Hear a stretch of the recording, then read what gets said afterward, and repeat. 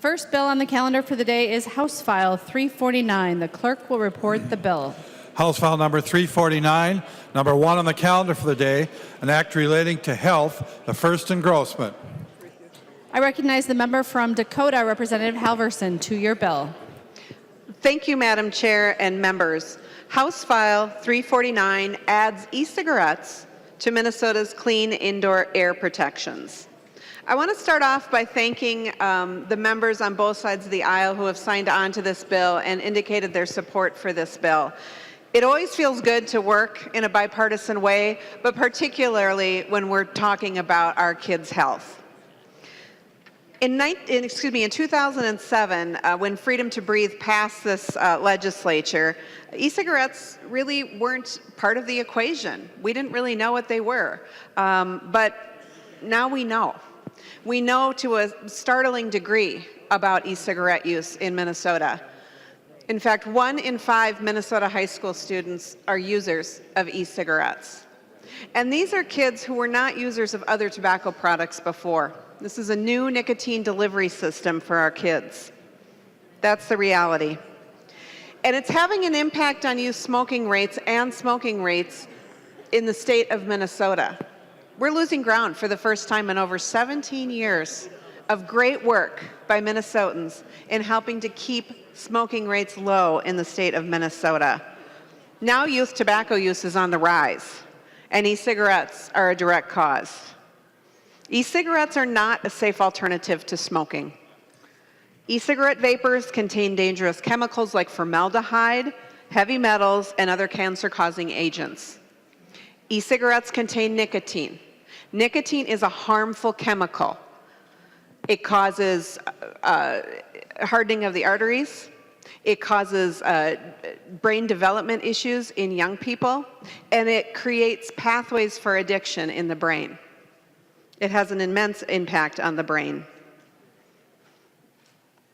And these chemicals being used indoors are undermining our clean indoor air protections in Minnesota. E-cigarettes are also not a quit smoking tool. In fact, the companies that make these products, and the large tobacco companies typically own e-cigarette products, sued the FDA to make sure they weren't considered to be a quit smoking tool. So that right there tells you that they're not. We have many quit smoking tools available that are FDA approved and proven to work. In addition, in Minnesota, we have our quit line and free counseling that's available to Minnesotans to quit smoking. Those are the policies that we put in place to make sure that Minnesotans had the access to quitting smoking and support for quitting smoking that they needed. And e-cigarettes are not a quit smoking tool. They are a nicotine delivery device. E-cigarettes are also ushering in an epidemic of youth smoking. For the first time in the years, as I mentioned, youth smoking rates are on the rise. 50%. It's risen 50% since 2014. 50%. That is a startling increase over the years where we just nipped away at smoking rates by 1%, 2%, and that was a huge victory. And e-cigarette use went up 50% in the course of just 5 years. That is a startling, startling statistic. The people of Minnesota expect clean indoor air, and they've enjoyed clean indoor air in Minnesota. In fact, it's one of the most popular policies that we have passed in Minnesota.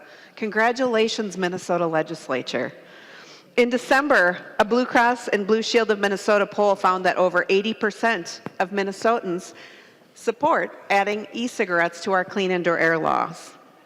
And it's not just the people of Minnesota that are out there supporting this.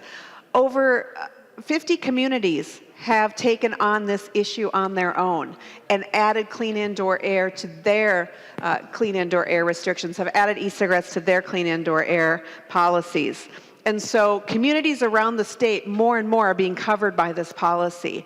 And so organizations like the League of Minnesota Cities and our local governments are saying this needs to be a statewide policy. It's time for the state to take this on. And so we are working for a statewide law. In addition, we've got health organizations that are supporting us, such as the American Cancer Society, the American Heart Association, the American Lung Association. Talk to doctors, talk to nurses. This is an important health policy for the state of Minnesota. In addition, the Building Owners and Managers Association, those folks who operate our shopping malls around the state, also support this policy. I think it's important to note that. In short, members, this policy is important for the health of Minnesotans, and it's time for us as lawmakers to bring clean indoor air across the board to all communities in Minnesota and let Minnesotans enjoy the clean air that they expect in our state. Thank you, Madam Speaker and members. There are no amendments at the desk. The clerk will give the bill its third reading. Third reading, House File Number 349. Third reading. Discussion to the bill. The member from Fillmore, Representative Davids. Well, thank you, Madam Speaker, and members. If the author of the bill would yield, please. She will yield. Representative Davids. One statistic I thought was kind of interesting. I believe you said 81% supported prohibiting e-cigarettes. Who did that study? Representative Halverson. Madam Speaker and Representative Davids, it's 80% support adding e-cigarettes to our clean indoor air policies, and that study was done by Blue Cross and Blue Shield of Minnesota. Well, Representative Davids. Madam Speaker, and if the member would yield again. She will yield. Representative Davids. Chair Halverson, do you think those numbers are accurate? Representative Halverson. Madam Speaker and Representative Davids, I have been familiar with lots of other research that Blue Cross and Blue Shield has done through their Center for Prevention with regard to public health, and their data is very strong. Representative Davids. Well, thank you, Madam Speaker and members. I believe Blue Cross's numbers are very, very strong. They say that without a reinsurance bill that Chair Halverson's carrying, rates will go up 54%. So I trust their numbers, and Chair Halverson, I'm supporting your bill. Any further discussion to House File 349? The member from Lyon, Representative Swedzinski. Thank you, Madam Speaker. And would Representative Halverson yield for a question? She will yield. Representative Swedzinski. Thank you, Madam Speaker. Representative Halverson, just looking at line 1.18 and 1 to 1.22, it came to my attention that there is e-cigarette liquid that does not contain nicotine. And how would that, so the use of a non-nicotine, because it's so specific in the face that the juice must have nicotine in it, how would that relate to non-nicotine use, and how would that be enforced? Representative Halverson. Madam Speaker and Representative Swedzinski, I think that the language is clear, and the prevalence of non-nicotine containing vapors is very, very low. However, we've tried to be as inclusive as possible in this language because e-cigarettes kind of snuck up on us in the Clean Indoor Air Act. So this actually includes burning or carrying a lighted or heated cigar, because you don't burn it, you heat it, sometimes to a very hot temperature. It also includes a heated product containing or made from or derived from nicotine, tobacco, marijuana, other plants, natural or synthetic.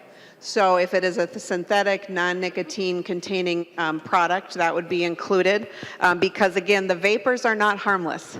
The vapors contain formaldehyde and other heavy metals, other toxins, other cancer-causing agents. And so what we tried to do with this language is make sure that another product doesn't sneak up on us. Representative Swedzinski.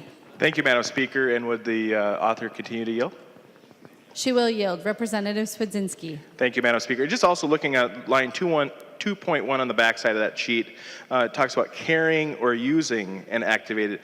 So how is the word carrying? So would that make it, if you're going into a place of business, would it be simply illegal to carry that with? Is that what that language is going after? Representative Halverson.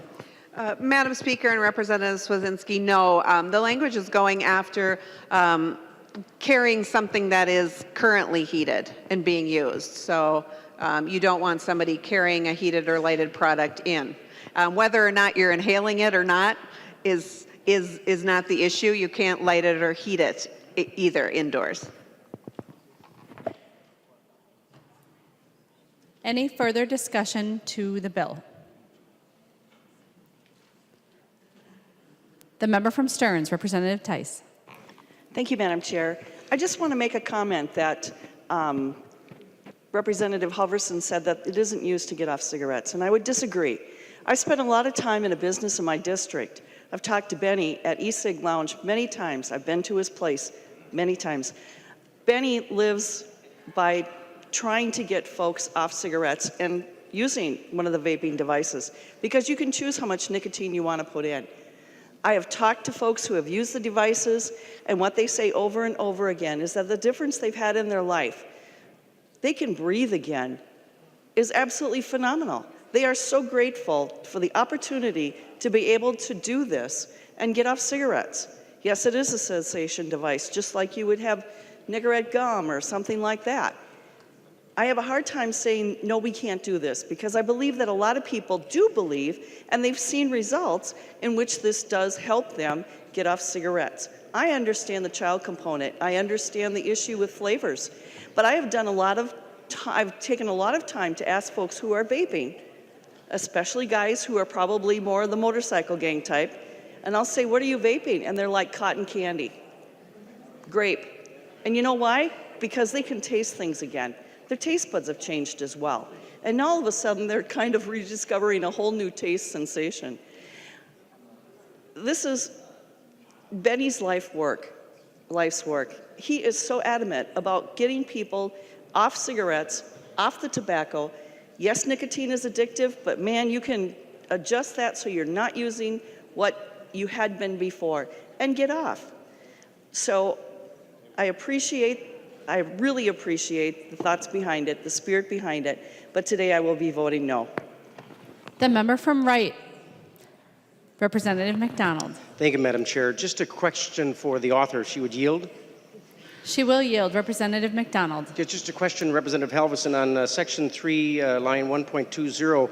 You list that marijuana in some of the criteria of what smoking is and inhaling. So I'm just curious, since marijuana smoking or inhaling marijuana is already illegal in the state of Minnesota, why that particular word was used in your bill. Representative Halverson. Thank you, Madam Speaker, and Representative McDonald for the question. This is about being firm and clear on what this law intends. This law intends that our air in Minnesota, when we are indoors, no matter where we are, if we're at a school or a hospital or a restaurant or our favorite local bar, that the air we're breathing is clean and free of people using any combustible or heated product to inhale. And so it's about being as broad and clear as possible. We clearly have not been as broad and clear as possible in the past, and so we're trying to make sure that this bill does that, so we don't have to come back here again. So you can be assured that your neighborhood bar will be free of these kinds of toxins. The member from Olmsted, Representative Pearson. Thank you, Madam Speaker, and you know, I rise actually in support of the bill. I'm a strong supporter of this. This is something that I've been kind of, we had an earlier speech earlier this session about someone being afraid, and there are very few things I too am afraid of, but this vaping thing is really out of hand. It's out of control. To the concept that this is a cessation device, whether it is or isn't a cessation device, really is irrelevant based on the simple fact that you can't smoke a cigarette indoors. So if this is truly a cessation device, then why can't you go outside and smoke your cessation device if that's what you're using it for? So I'm afraid of this stuff because my understanding is some of this stuff is imported. It's mixed. You can Google it right now. Most of you are on your computers anyway. Go ahead and Google it and how to make my own vape juice. It's scary because some of this stuff is coming in from who knows where and who knows what's in it. And you know, it's one thing to put it to your own mouth. That's just awful. I think it's despicable. I would never consider doing it, but if other people want to do that, that's fine.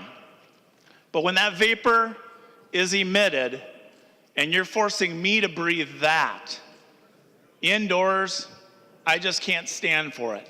And I want to make one last statement, and it's something that I guess is maybe not specifically related to the bill, and I appreciate a little leniency here, Madam Speaker.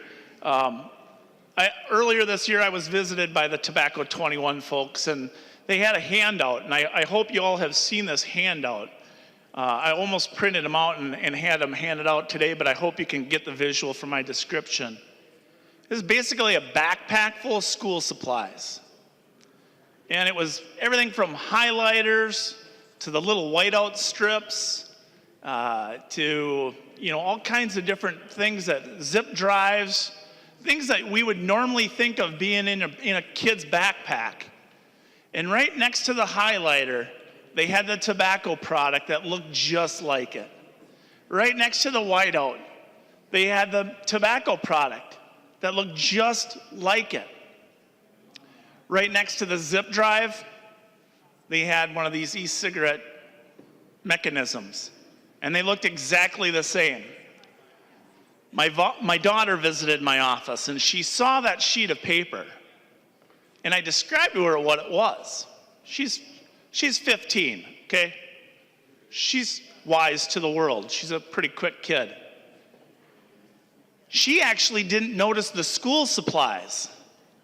She thought they were all tobacco products on that page that day.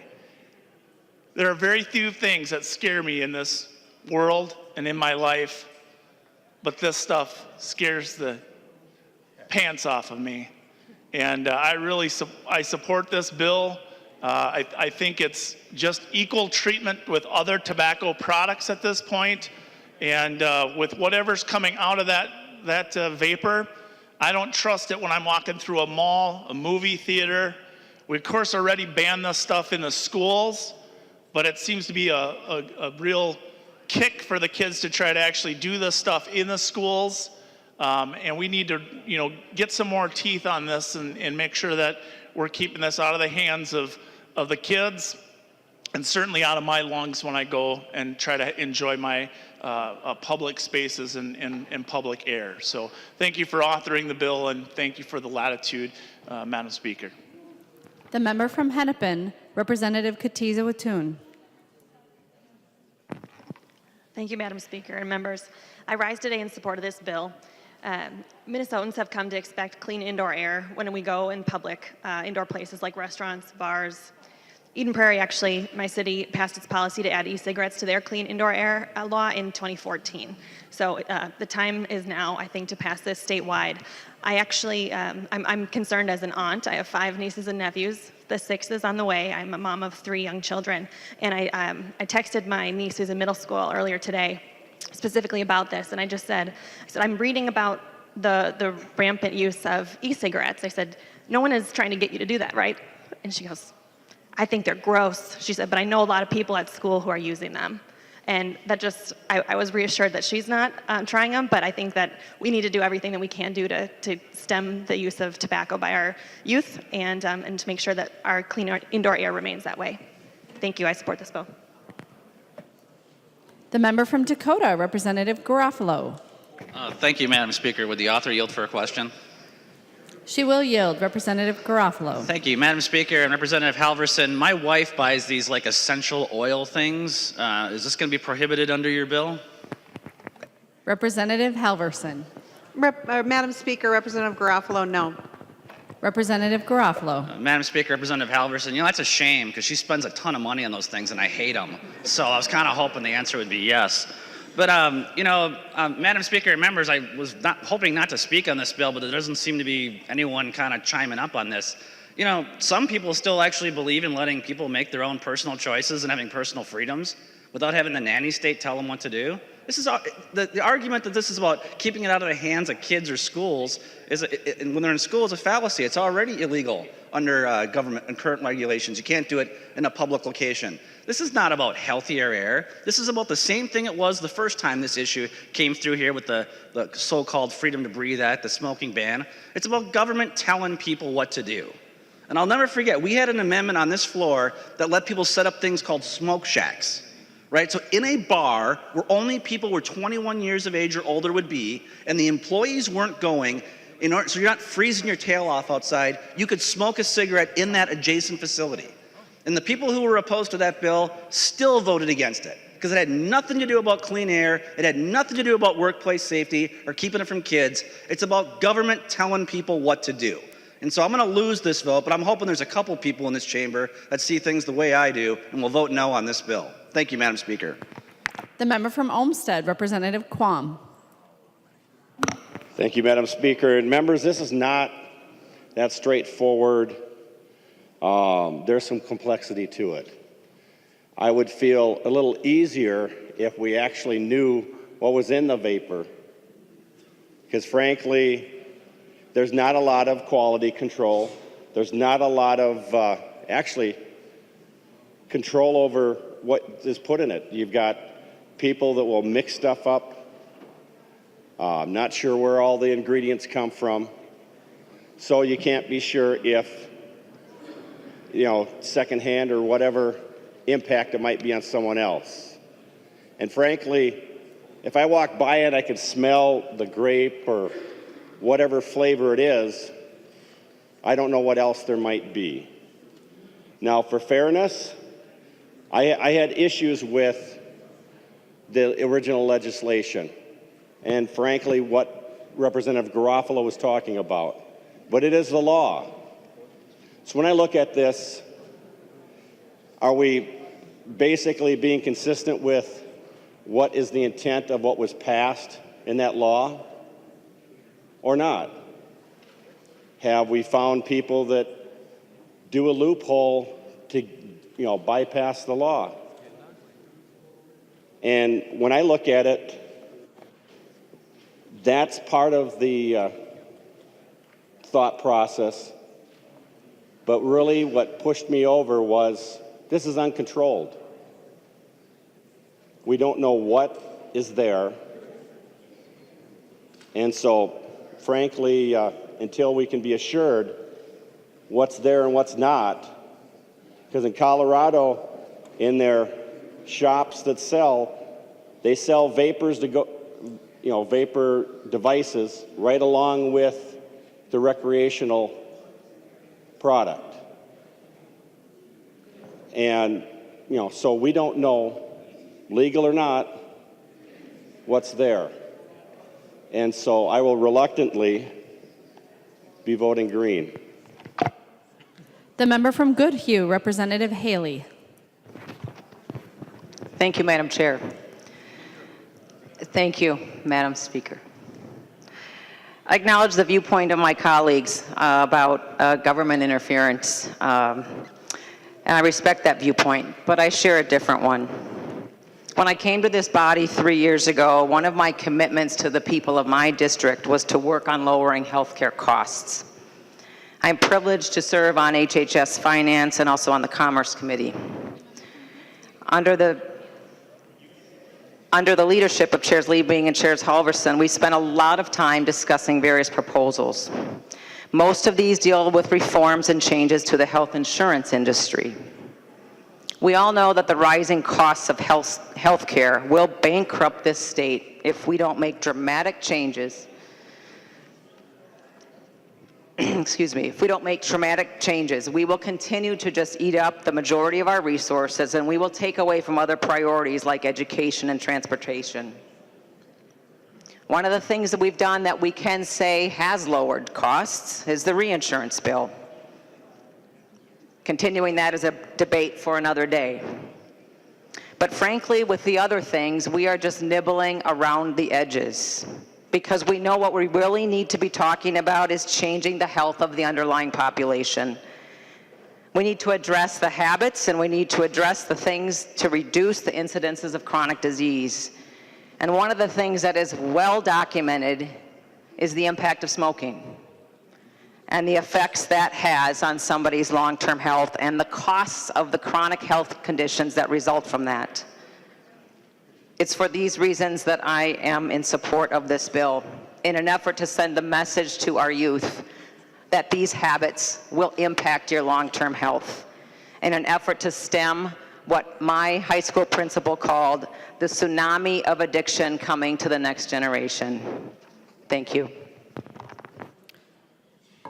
Members, please take your conversations into the alcoves and the retiring room. The member from Hennepin, Representative Freiberg. Thank you, Madam Speaker. I just wanted to respond to a couple points that some of the members in opposition made.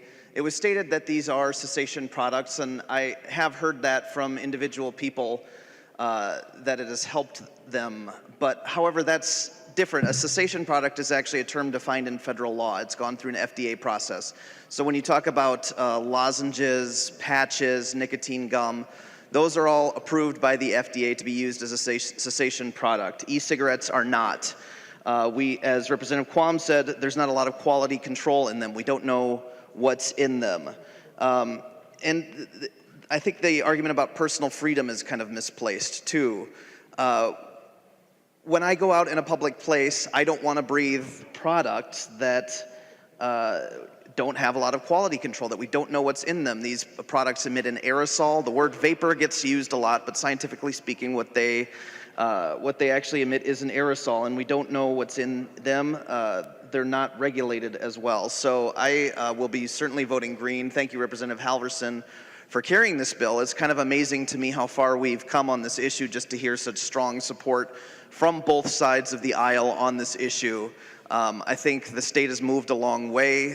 Freedom to breathe, when it was passed in 2007, was controversial at the time, didn't pass by much. And the issue of e-cigarettes has taken a while, I think, for people to finally realize what a danger they are. And they really are. The use by youth of these products has just exploded in the last year or two. And we don't know what's in them, so this bill tackles one important gap in state law, helps address this problem, and I will be very enthusiastically voting in support of it, and I encourage others to do so as well. Thank you, Madam Speaker. Any further discussion to the bill? Seeing none, the clerk will take the roll on the bill.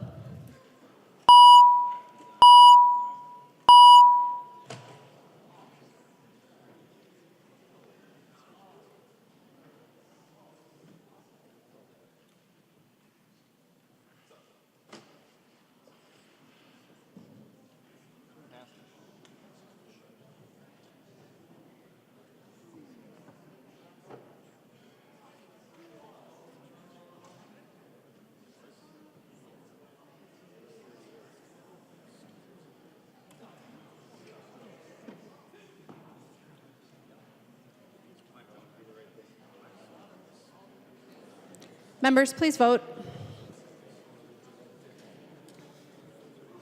The clerk will close the roll.